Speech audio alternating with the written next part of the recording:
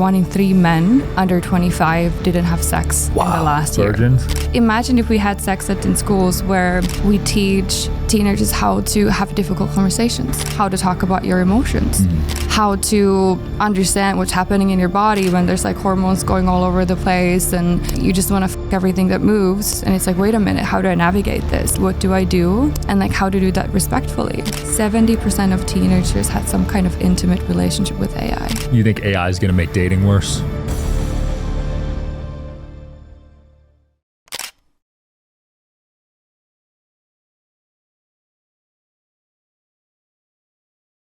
All right, guys, got Anna here today, also known as the Viking Fairy. She's got some Viking blood in her. Let's go.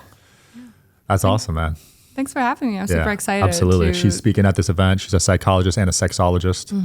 So thanks for coming on. Thanks for having me. Absolutely. The main focus, I think, today would be the disconnect between men and women, which you've been looking into, right?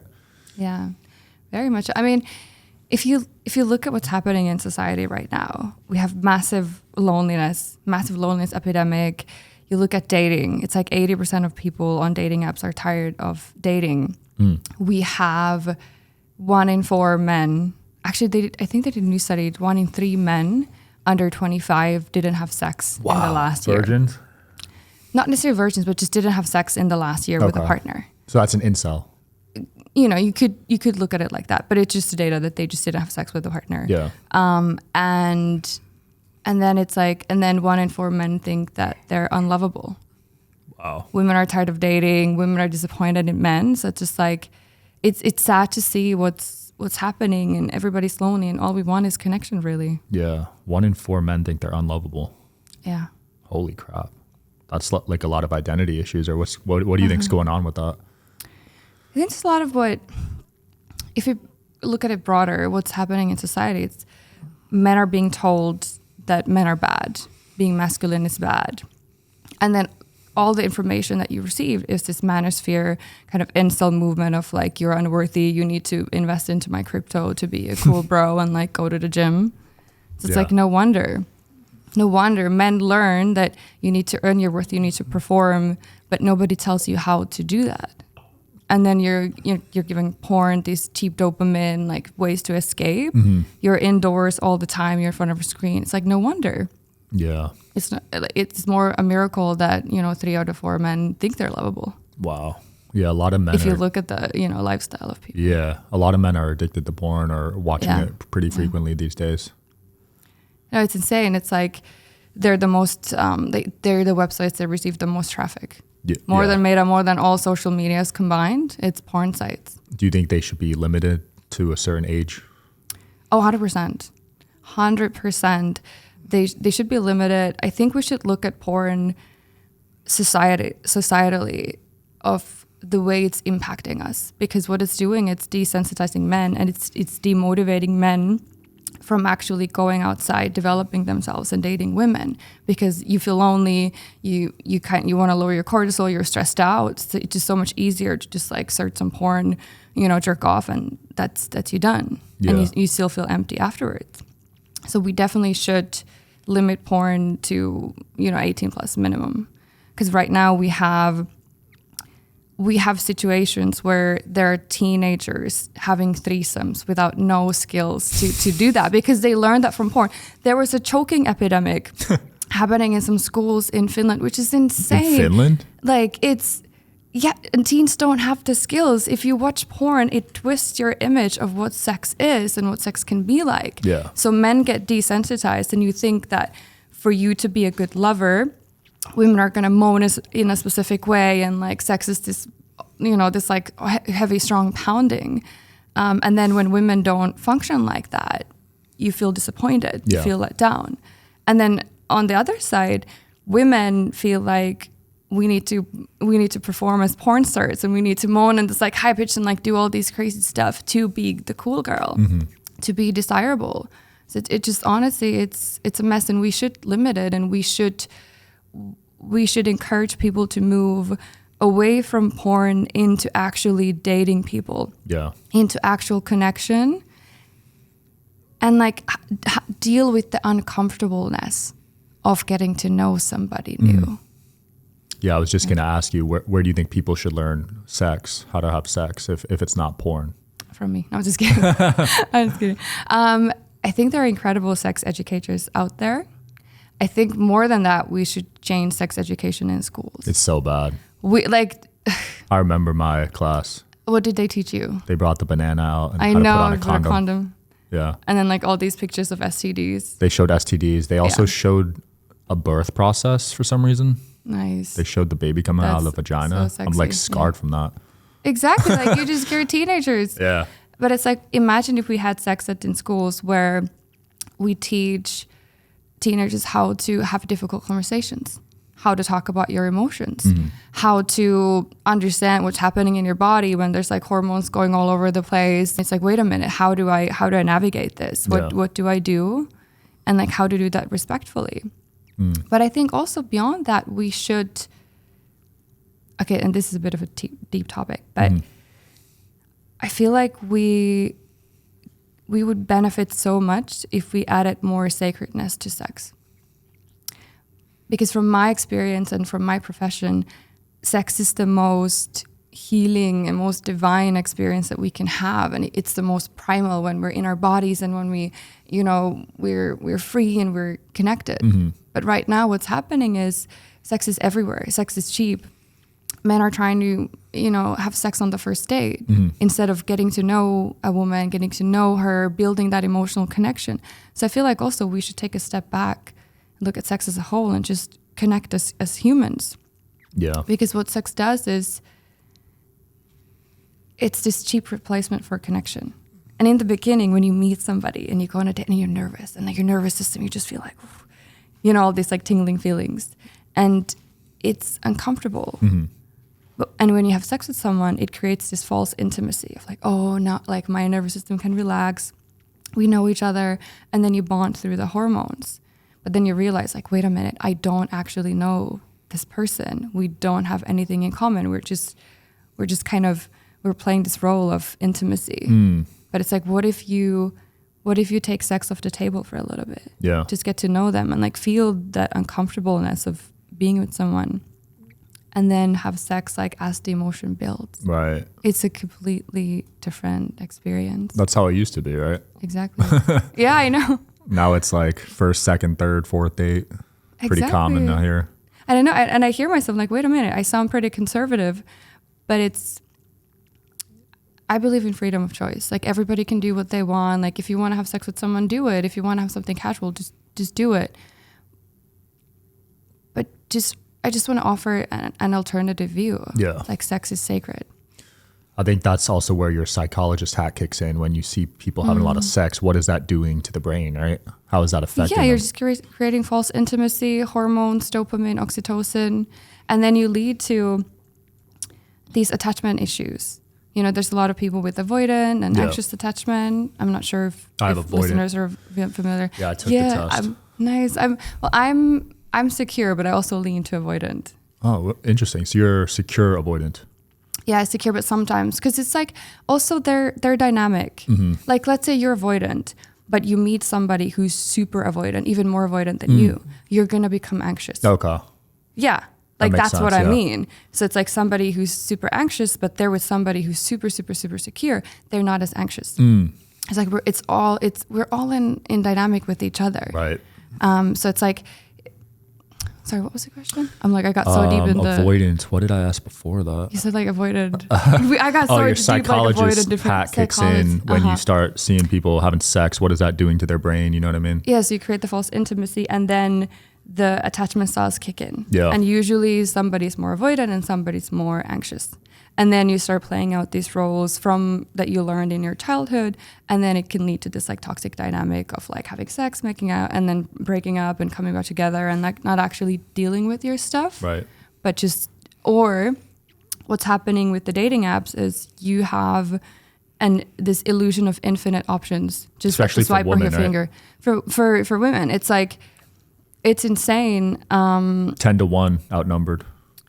Yeah, 10-1. But the numbers are overwhelming. Yeah. It's literally insane. So it's like, why would I work through this issue with this person that I just met when I can just put the blame on them and just go do the same thing over again with another person, right, and put the blame on them, and then do it again and do it again and do it again. 100%. It's so easy to do that, right? Exactly. They could go on a date. They could go on 3 dates a day if they wanted to. Exactly. Easily. Exactly. Because they're outnumbered. The guys outnumber the woman 10 to 1. Yeah. I've had girls show me their Tinder and show me their Instagram. I can't stop scrolling. It just goes on and on and on. It's crazy. Yeah. I had like a few years back when I had dating apps, I think and I was flying over somewhere, and then you could see how many likes you got. Mm-hmm. I can't believe I'm sharing this. It was over like 12,000. Yeah. Oh my God. Sorry, but oh my God, we shouldn't share that. No, like, yeah, it was crazy. That's nuts. And that was on Tinder or which app? I'm not going to share. Okay. Anyway, but like. That is crazy though. Yeah. So you had 12,000 different options you could choose from. Yeah. Crazy. So you're not a fan of the apps though? No. You like old school connection, meeting in person. Chime is changing the way people bank. They offer the most rewarding fee-free banking. This is fee-free banking built for you. They're not like traditional old banks that charge you overdraft and monthly fees. They have thousands of fee-free ATMs. Why would you pay to get your own money? This is built for you, not the 1%. Chime members can benefit from up to $1,150 in annual rewards, fee-free, real humans 24/7. You're not just switching banks, you're upgrading to America's #1 choice for banking with a Chime checking account. You can even get up to $500 of your pay when you pay with MyPay. They also have Spot Me, which lets you overdraft up to $200 fee-free. Chime is not just smarter banking, it is the most rewarding way to bank. Join the millions who are already banking fee-free today. Head to chime.com/DSH. That is chime.com/DSH. It only takes a few minutes to sign up. Optional products and services may have fees or charges. Stated annual percentage yield and cashback for Chime Pay only. No minimum balance required. Checking account ranking based on a JD Power survey published October 30th, 2025. Chime is a fintech, not a bank. Banking services for MyPay and Chime Card provided by Chime's bank partners. Head to chime.com/DSH. That is chime.com/DSH. It only takes a few minutes to sign up. I think the thing with apps is like we're trying to use technology to fix a human issue. And what we see is, okay, humans like to avoid their pain, like to avoid their stuff, and they like to escape. And then they want to meet people. So then you give people the option to go on these apps and like always meet new people. So you can't fix that problem with creating new apps, or now they're developing apps where it's like AIs are talking to each other and then arranging dates. You fix the problem by fixing the people and getting people to work on themselves. And like for both, like let's say for you and I, we're a little bit avoidant. Yeah. And we notice we get triggered instead of, finding somebody new to date. It's like, wait a minute, let me sit with myself. Let me take accountability for my stuff, for my behavior, and work on this with this person or on my own. And like that's what needs to happen. So we need more education and changing culture rather than new dating apps or. You get my point? Yeah, no, that's super well said. No one's taking accountability, basically. Exactly. They're just moving on to the next quicker. Yeah. And it's not just dating, it's jobs, it's everything. People are just moving on from everything. Exactly. Really I mean, even biohacking. We're here at this biohacking conference, and what I noticed in the community, I've spoken at those European events more, and part of that community is people love to escape. And biohacking can be another way to escape as well if you don't integrate, because it's like it's so much easier to take 75 supplements a day than like sit with yourself and cry out your pain and be vulnerable with your partner and say like, hey, this is hurting me. I'm scared. I really love you, but I don't know how to navigate this. Yeah, that's so true. People want a pill to fix everything, a peptide or a surgery or they don't want to actually like get down to the root cause of what's causing their health issues. Yeah. But that's the real biohacking. That's the real growth. Yeah. How does what you do tie into biohacking? But biohacking is a way of life for me. It really, I was diagnosed with endometriosis when I was 20. I don't know if you know it. I do, yeah. It's a condition where the lining of your uterus starts growing outside it. And then I had another condition. It basically got nerve damage. So I was in constant pain for months. I couldn't even sleep. I couldn't even tie my hair, which was it was crazy. So for me, biohacking was a way to take ownership of my health and look outside the box. And I got my endo into remission, got myself pain-free, fully recovered. So for me, biohacking is, it's in everything. But I don't live to biohack, which a lot of biohackers do. I biohack to live. So it's like what I call myself, it's life maximizing. Biohacking, growth, psychology, it's like everything combined. And it's just me living to the fullest as a human. Yeah, because you've had some major health incidents. So you needed biohacking to get out of those. Oh, 100%. Whereas other people are just taking 100 pills a day. Yeah, for fun. And they're calling that biohacking. Yeah, I mean, I'm just you do your thing, what works for you. But what I see is just a lot of escaping as well. Yeah. Here in this community. And there's always a new fad, a new trend. Yeah. I remember methylene blue was hot. Oh, yeah. Now it's peptides. Peptides are everywhere. 100%. There's like probably 7 exhibitors here that are selling it. 100%, yeah. Yeah, and then there'll be a new one in a couple months. It's always like that with AI, with everything. Like, we want these new shiny things because it distracts us from our pain. Yeah. You think AI is going to make dating worse? Is AI going to make dating worse? I mean, I think there was a study that came out or some kind of survey where they said that 70% of teenagers had some kind of intimate relationship with AI. What? Wow. Yeah, and so if you think about that and those very formative years where you build your identity, you build your social environment and your social skills, and then your intimate companion, I'm not saying the only one, but a very close intimate companion is something that's programmed to agree with everything you say and kind of enforce and reinforce like what you're thinking. So then we grow into adults, or we grow as humans into people that we can't take criticism. We can't meet these uncomfortable conversations because it's like, you're wrong. That's a red flag. That's this, that's that. So we're just going to be more disconnected from each other than ever before. I agree, especially when you said earlier 25% of guys haven't had sex in the past year. Those guys are going to go to AI. AI girlfriends. They're going to go to sex robots, AI girlfriends. And it's so much easier because you don't have to deal with her hormones. You don't have to deal with her emotions. You don't have to deal with anything. You won't have to spend money. It'll be way easier, way more affordable. Yeah, you're just going to talk to somebody who adores and agrees everything with what you say. Well, more than talk, you're going to have sex with them in a few years. You know what I mean? Yeah, robots. Yeah, that's the future. Crazy, right?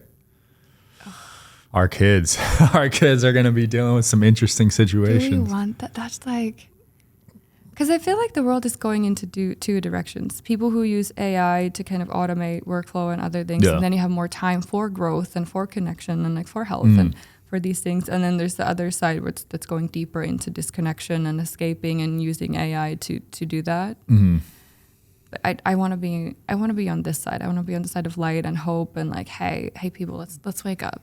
We still need that human connection. Like, if you think about having sex with a robot, versus like truly making love to someone, like hand on heart, like staring into their soul. There's no robot that can do that yet. No, you don't think I disagree. Ever? Never. Like, I hope that we never enter a future where robots can fully replace human connection.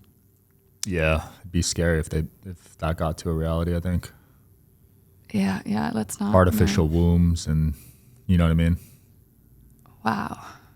Yeah. It could happen, but we'll see how it plays out. It could happen, but nothing replaces deep human connection. Nothing. I agree. I know you talk about loneliness a lot. I've spent many years lonely, like growing up. I grew up an only child. And that was always a big deal. But now with this generation, it's probably the loneliest generation of all time.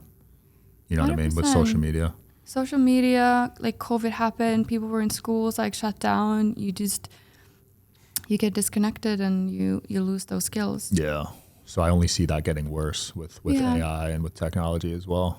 Yeah, and like also what's happening with teenagers and Gen Z, it's they spend time together in the same room on their phones, sending memes to each other.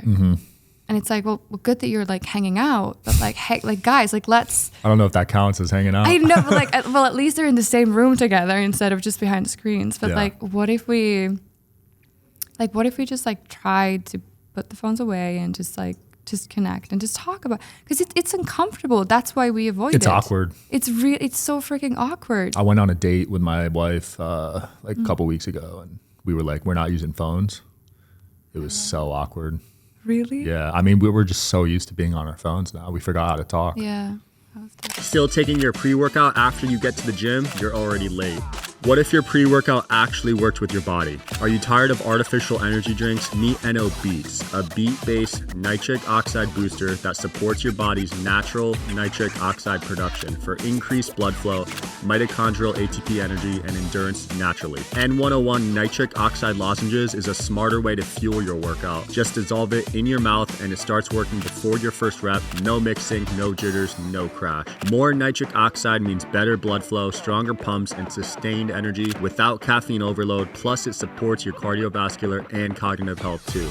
You can support your body's nitric oxide production daily and feel the difference with N101. Just mix one packet with a little water and take it as a shot 10 to 20 minutes before training. Pop a lozenge 10 to 15 minutes pre-workout and feel the difference. Train smarter with N101 at n101.com. Yeah. So how did you feel in your body when you could literally try to find your phone? And I was like reaching for my phone naturally. I was like twitching a little bit. Exactly. I was trying to leave, honestly. Yeah. But, and how did that resolve between you two? We gave up, but I think you have to like slowly ease into it. Yeah. So like instead of a 2-hour meal, maybe do like 20 minutes at first. Exactly. And like one thing you can do that's so simple and easy for everybody who's listening is just put your phones away and just like do eye gazing for 1 minute. I've heard about this. Just like look into each other's eyes, and that can be really scary. I want to like try it. Like 1 minute, everybody can do that. Just 1 minute, like sit across from each other and just like no words. There's YouTube videos about this where they record couples that haven't seen each other in 30 years and they have to stare in each other's eyes. Oh yeah, it's beautiful. I saw that. That's beautiful. Yeah, it's powerful, right? Yeah. Have you tried that before? What happened? It's like you feel so seen. You feel so loved. It's just like it's hard to explain. It's hard to explain, but it's just like you just feel. It can be a bit uncomfortable, but then it becomes comfortable. So like once you get past the awkwardness and the uncomfortableness, you just feel so loved and connected. Yeah. That's actually, sorry to cut you off, but it's like, if we're thinking like, why are people not having sex? Because we're constantly on the edge, our nervous system's activated. You're on your phone, you're looking for dopamine. So what we need to do is calm down. Yeah. Because you're not horny if you're stressed out, especially for women. That's what like I've men noticed. are more like men are ready to go kind of all the time, but women need to feel safe. Women need to be like just well, calm even down. me, because like I track my stress on this Aura ring. Yeah. I've been stressed 7 hours a day this week. I'm not like horny at all. Of course not, because you're focused on survival. Like your body doesn't want to reproduce because you're trying to survive. Yeah, I didn't know there was a link this whole time, but the more I look into my data and I see like what weeks are stressful, there's a direct correlation. 100%. So doing this like 1 minute eye gazing, or just like massages, just like touching each other a little bit, like holding each other, that brings you down, that brings you into your body, and like all of a sudden you want to have sex. Yeah, it's literally like magic. Wow. I mean, I'm definitely we do massages, but I'm definitely gonna try the eye gazing because I notice people don't look at your eyes anymore. I know. Like you'd be surprised. So many of my podcast guests won't look me in the eyes. Really? Yeah. And I used to be like that too. I used to hate eye contact. Yeah. Because for me also, like people say that my eye gaze is intense. Oh, really? They're like, So you it's got like maybe what, I just brown eyes. Yeah, it is a little like intense. Brown hazel, but it's just like because I look you like directly into your eyes. Yeah, it is intense. I'm looking you in the eyes right now. I know we're eye gazing for 1 minute. A minute would be tough with you. Yeah, maybe. Yeah. I don't know. See, it's too much. It is for a lot of people. They just can't look you in the eyes these days. It's a confidence thing, right? Yeah. I think so. I used to avoid eye contact because of avoidant lifestyle. It's a confidence thing, and it's an intimacy thing. It's a very intimate thing to look into someone's eyes. Yeah. I believe that you see their soul that way. I've heard that. So then it's like, okay. You can tell when certain see people have evil intentions with their eyes, right? Yeah. actually have a story about this. Oh yeah. It's pretty crazy. Let's hear it. But maybe it's okay to share. This is 2017. I developed a rehabilitation program in a Brazilian youth prison. Mm-hmm. As part of that, we did mental resilience and different exercises to help the inmates recover and like integrate back into society and not reoffend. Mm.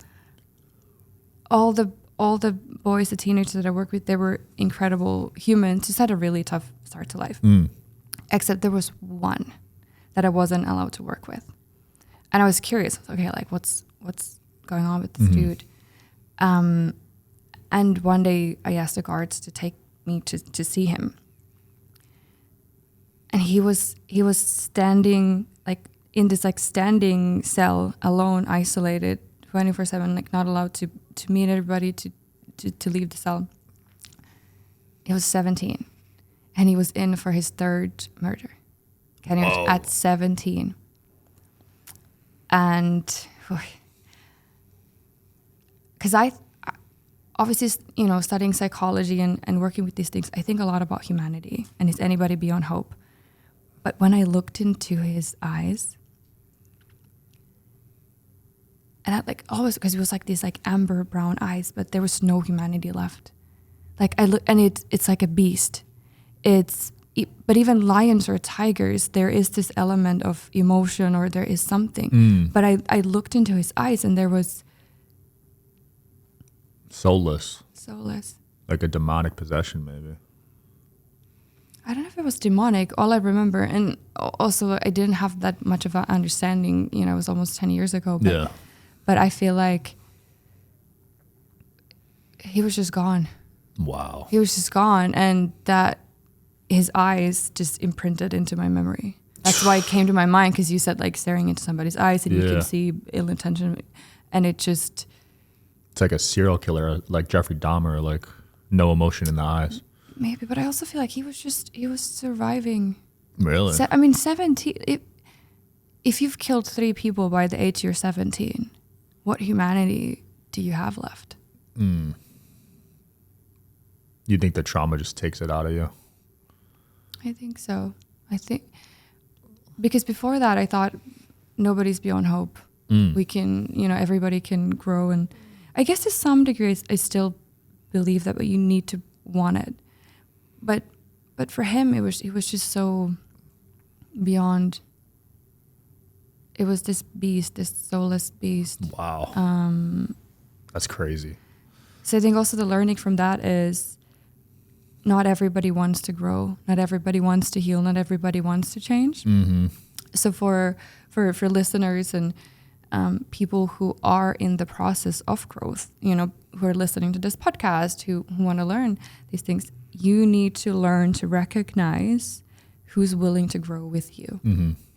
If you're dating somebody, you're in a relationship, you need to learn to understand yourself enough so that you can recognize when somebody's rising with you and who's dragging you down. I stopped trying to force change on people a few years ago. Same. I used to always try to bring everyone up with me. It takes so much out of you. It does, and it holds you back. It does. Do you have this kind of like savior complex or hero complex? I was a big people pleaser growing up, trying to fit in with everyone, trying to help everyone. And then it just does more harm than good, I think, when you live that way.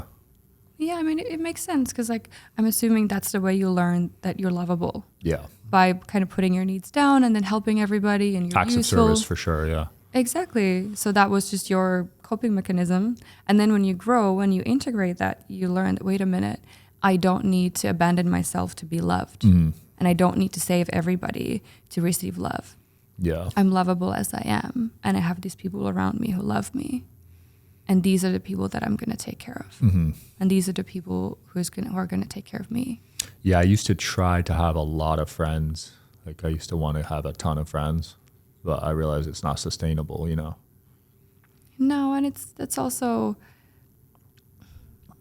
It's natural to have that because also as, you know, you grow up in childhood, teenage years, it's like, oh, those are the cool kids. Yeah. You have a lot of friends. But as you grow, you realize that it's not about quantity, it's about quality. 100%. And I'm very specific. I'm very loving. I'm very open. I love I love everyone, but I'm very specific on who's in my close circle. You have to be. Yeah, because they shape who I am and who I'm becoming. Can't focus, struggling to sleep, or feeling wired? This balances your brain and body fast. A cutting-edge EEG study found something phenomenal with Quantum Upgrade. Stress-related brainwave activity dropped by 80%, calming alpha waves in the limbic system increased over 13x, and HRV improved big time. That's just the start. Quantum Upgrade is a 24/7 quantum energy streaming service that boosts your energy, focus, recovery, and sleep with no device needed. I personally use this myself, and it's also recommended by top athletes, leading biohackers, and functional medicine practitioners. It can neutralize the harmful effects of EMFs, increase ATP production by up to 29%, and improve cell recovery, blood health, and circulation within minutes. Yes, double-blind studies confirm it. And with Quantum Upgrade, you don't have to fight against technology, you could thrive with it. Get your 15-day free trial, no credit card required. Use the code DSH, go to quantumupgrade.io and experience the upgrade for yourself, quantumupgrade.io. And I love deeply. I'm very devoted, friend or daughter or sister or partner. And that's why I need to be, I choose to protect my energy. You have to. Yeah. What's the current project you're working on now? A book, or you going anywhere? Yeah, well, I'm just launching my new Metamorphosis program, which is based on my experience in psychology and sexology. But it's also deeper than that, into ego death and spiritual growth and the connection and the deep dives that we need to do as humans to elevate and to grow. So I put that into a program that I'm working with people, and I'm super excited about that. And one gift that I wanted to give to the listeners was a giveaway where one of you guys can win the journey with me. So come work with me one-on-one, go deep into the traumas, into the disconnection, into the relationships, and really evolve through that. We'll have a link for that, right, in the video? Yeah, cool. I love that, yeah. If you guys want to get over your trauma, man, have an ego death. I know, but it's like, it's not superficial. So it's like only if you're ready to like really look in the mirror. You have to be willing to change. Yeah. Ego death. I've had a couple of those. They're pretty hardcore. They are intense. Almost destroyed me, the first one. Yeah. What's been you're researching them, or what are you doing with ego deaths exactly? Well, lived through them. I think that's the best research. The thing is that what you see online, a lot of people is like, oh, I just went through an ego death, and like kind of like this fun little thing. When you go through an actual ego death, you feel like you're dying every single day. And not only you feel like you're dying, you want to die. You want to die to escape from the pain that you're going through, because your ego is dissolving. All your shadows are coming to the surface. Your traumas, and it's just everything. Yeah. And in a way, you do die. Your old self dies to make room for growth. So my biggest teaching in ego death has been going through it and sitting with it, surrendering to it, and allowing it to happen without trying to perform it, or because I also have this perfectionist tendency. That's like my coping mechanism, people pleasing, like all self-abandoning. I relate a lot with what you shared. Yeah. So a big part of growth for me has just been acceptance and loving myself as I am, and allowing myself just to have a human experience and just be lovable like this. Yeah. Were you on psychedelics when you had your ego death? Yes and no. Because so the last one I had was no psychedelics, no nothing. It was just, but it was like 3 weeks. Oh my gosh. Yeah. 3 so that's, weeks. Yeah. 3 weeks Jeez. without escaping it, like feeling it. Yeah, that's what I mean. It's intense. Yeah. But I chose not to escape it with anything. But I also, therapeutic psychedelics have been a part of my journey and helped me reprogram my mind and body and nervous system in different ways. So it is something, that people, how do I say it? I think it can be such a beneficial tool in your healing journey, but it's such also a dangerous one, because there's so many people there's doing like 30 ayahuascas, and it's just another way to escape. My friend texted me from the jungle yesterday. He's like, you should come out and do ayahuasca. I know, but it's just like, I'm good on that one. Honestly, if we sum up our conversation, it's like escaping, biohacking, dating, psychedelics, all these things. The true growth and the true hacks are just sitting with yourself. Going inwards. Psychedelics can help with that. Biohacking can help with that. Other people, relationships can help with that. But you need to sit with yourself. You need to look at yourself. Mm-hmm. You could find a lot of answers from within. Yeah. You know, most people don't set time to do that though. They're just moving so fast. No, it's so much easier to scroll on like TikTok or Instagram for 30 minutes than sit with yourself. Like when was the last time you sat by yourself without anything for an hour? Do you count the sauna or no? No, like nothing. For an hour without any technology, I can't even remember. Yeah. It's probably been 5+ years. That's what I mean. Because I have ADHD, so when I try to meditate, it doesn't work. You know, my brain's all over the place. Have you tried movement meditation? Like walking or just moving your body? Because I also have ADHD, and for what works for me is getting into my body. So I meditate, I do yoga, or I just move my body freely. And it can be considered a feminine practice, but I think that's something that could help you in getting out of your mind into your body. Probably, yeah. Sitting still is terrible. It's really hard. So just having that movement, or just go for a run or go to the gym and do those kind of things can help you. Good advice, thank you. I'll try that next time. Yeah, I guess when I think of meditation, I think of like sitting still, but there's different types, right? There's different ways. And also just being in nature. Being still in nature is a lot easier than inside four walls. Yeah, for sure. Yeah. Well, this was fun. We'll link your website, your social media. Anything else you want to close off with here? I think I just want to close off with love. Like, guys, like it's hard out there, but there's so much hope. There's so many people who want to grow, who want to love, who want to learn how to love themselves and how to love you. So just believe in hope and give the love that you want to receive. Give that to the world, and it will love you. Love you guys. Yeah, see ya. Thanks for watching to the end, guys. Please comment below your thoughts on the episode. If you agree, if you disagree, I'd love to hear it. I read every single comment. It means a lot to me. Thank you so much.